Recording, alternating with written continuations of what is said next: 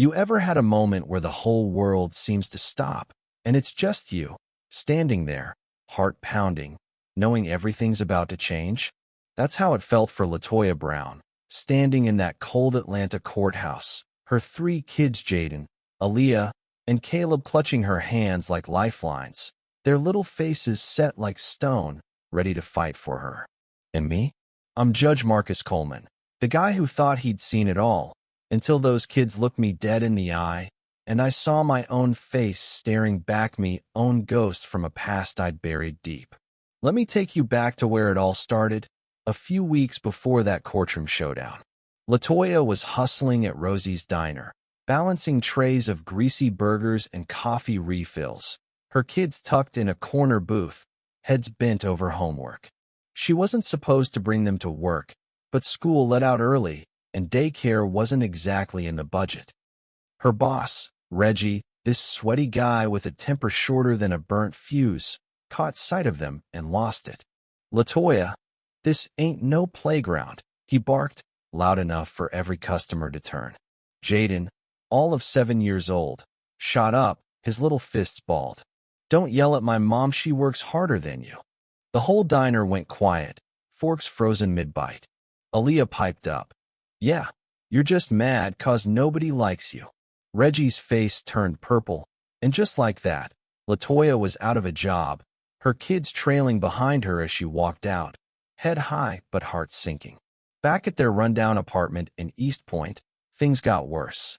Taped to the door was an eviction notices, even days to pay up or get out.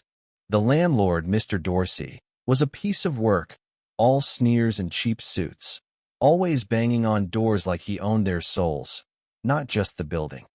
Neighbors whispered, some pitying, some smirking, their voices cutting through the thin walls.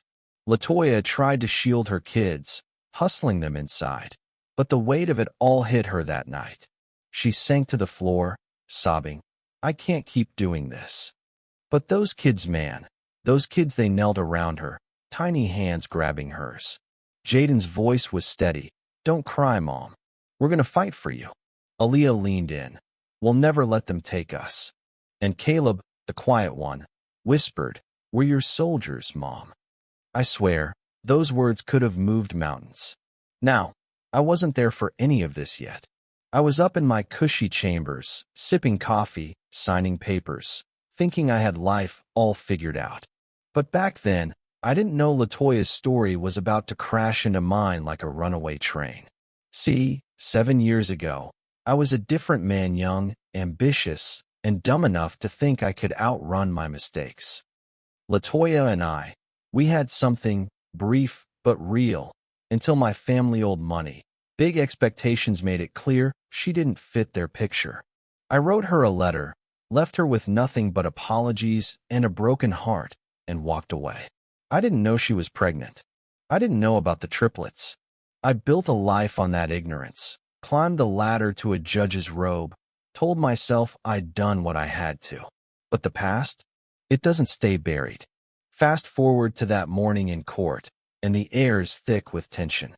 Latoya's facing the state, some smug prosecutor named Carter laying out her life like it's a rap sheet, no job, no money, no father for her kids.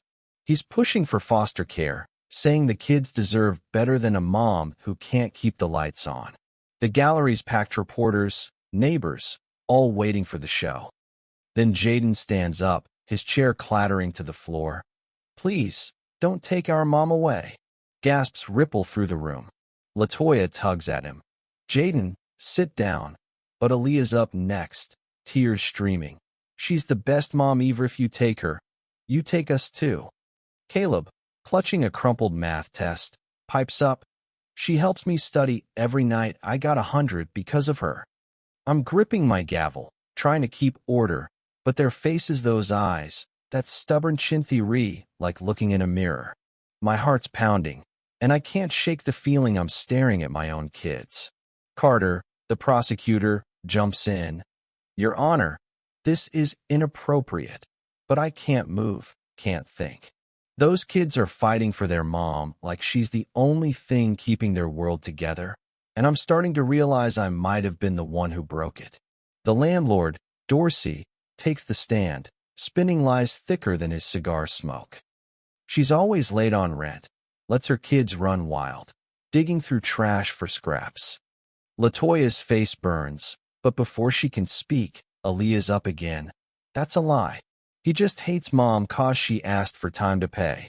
The room's buzzing now, reporters scribbling, and I slam my gavel. But my voice shakes. Order. I'm supposed to be impartial, but every word from those kids is pulling up memories I buried years ago. Latoya's laugh. That night, I walked away. The letter I wrote to save my own skin. The whispers start creeping in. People in the gallery notice the way the kids' eyes match mine, the way I can't stop staring. During recess, I'm pacing my chambers, my clerk, Tony, peeking in. You okay, Judge? I snap. I'm fine, but I'm not. I dig through Latoya's file: eviction notices, job loss, social worker notes about fiercely loyal kids. It's like reading my own failure spelled out in black and white. Back in court, Carter pushes harder. These kids are unruly, emotionally unstable, clearly a sign of an unfit home. Then he drops the bomb. I motion for a paternity test to find their father. The room gasps. Latoya's on her feet. Don't you dare drag my kids into that. But my chest tightens. I know what's coming. I adjourn the court, practically running to my chambers, because the truth I've dodged for years is clawing its way out. That night, Latoya's at home, kids huddled around her, planning what they'll say in court. Jaden's pacing. We can't let them lie about you, Mom. Aaliyah's scribbling. I'm gonna tell them you sing us to sleep, even when you're tired. Caleb holds up his math test. This proves you're a good mom. Latoya's torn, proud, but terrified, knowing her kids are fighting a war they shouldn't have to. Meanwhile, I'm in my big empty house, staring at a photo of Latoya from years ago, her smile haunting me. I'm a judge, supposed to uphold justice, but I'm the one who abandoned them. I can't sleep, knowing tomorrow's gonna tear everything apart. The next day, the courtroom's a circus, cameras flashing, reporters shouting. Carter's back, smug as ever. The paternity test will settle this, Your Honor. Then Aaliyah faints, her little body slumping against the bench. Latoya screams, Aaliyah, and I'm out of my seat before I can think, kneeling beside her, holding her head. Call an ambulance. Latoya's eyes burn into me. Don't touch her, you lost that right years ago. The paramedics come, and Aaliyah's okay, just exhausted, but the damage is done. The gallery's whispering. Did you see how he ran to her? Like a father. Carter pounces. Your Honor, you're compromised. Recuse yourself or submit to the test. I slam my gavel. Enough, but I'm shaking, knowing I can't hide anymore. The DNA results come back, and I read them aloud, voice breaking. Probability of paternity, 99.9%. The room explodes, shouts, flashes, chaos. Latoya's sobbing, the kids clinging to her. Jaden glares at me. You think we care about your blood? You weren't there when Mom cried, when she went hungry so we could eat. Aaliyah's voice cuts through. It's too late for you to be our dad. Caleb holds up his test. Mom made me who I am, not you. I'm supposed to be the judge, but I'm the one on trial, and their words hit harder than any verdict I've ever given. I recuse myself. Can't do it anymore. Judge Naomi Harris takes over, and she's all business, no nonsense. Carter tries his same old song. The father's got money, stability, give him custody. Latoya is on her feet. I starved for them, bled for them, left when I needed him most. The social worker, Ms. Jenkins, testifies. Those kids are loved, bonded. Secure money doesn't buy that. Dorsey's back, lying again about trash cans and wild kids, but Latoya's ready this time. She pulls out maintenance tickets. 6 times I asked for heat, and my kids were cold for 3 days. Call that neglect? The room's with her now, nodding, clapping. The kids get their chance to speak, and man, do they deliver. Jaden says, we're not giving up our mom. Aaliyah adds, families who stays. Caleb, quiet but fierce, please let us go home. Judge Harris doesn't hesitate. Custody stays with Ms. Brown. The state will provide support rent, food, job help. As for the father, no custody, just counseling if she allows it. The room erupts glaps, tears, hope. Latoya grabs her kids, whispering, "We're going home." I'm in the back, watching, knowing I've lost more than a case. 6 months later, Latoya's got a job at Grady Hospital, a new apartment, no more flickering lights. Jaden's starting point guard, Aaliyah's singing solos at church, Caleb's on the district spelling team. They're thriving, and Latoya's their rock. Me? I'm not a judge anymore. Resigned before they could fire me. I show up at their door one night, soaked from the rain, holding a check for their college funds. No strings, I say. Latoya's eyes are cold. Guilt's a loud spender.